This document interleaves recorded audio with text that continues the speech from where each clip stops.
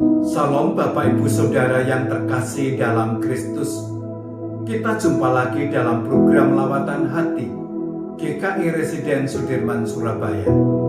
Kali ini kita sampai di episode 272 dengan tema Ketika Jiwaku Letih Lesu.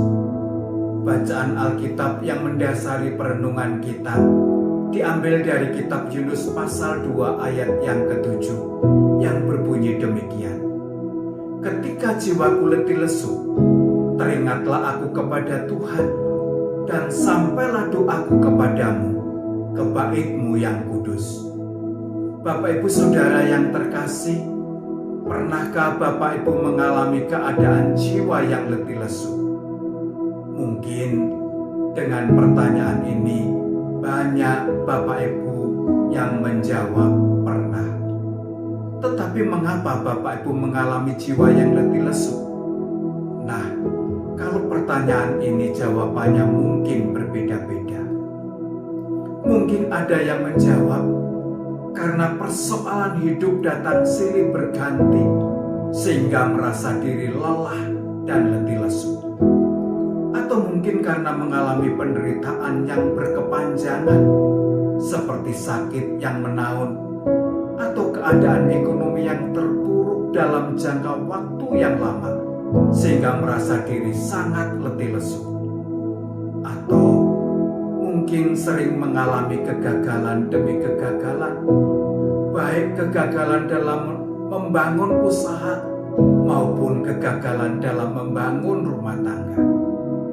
Atau mungkin sedang mengalami beban hidup yang teramat berat sehingga merasa benar-benar tak berdaya dan letih lesu. Keempat hal inilah yang biasanya membuat seseorang sedih, kecewa, putus asa, tidak ada gairah atau tidak semangat hidup sehingga ia mengalami jiwa yang letih lesu. Sebuah kondisi yang sangat memprihatinkan. Pengalaman Yunus dari nas yang kita baca hari ini menegaskan bahwa Yunus sedang mengalami jiwa yang letih lesu. Namun keletih lesuan yang dialami Yunus diakibatkan oleh karena Yunus tidak mau menuruti perintah Tuhan dan mengambil jalannya sendiri.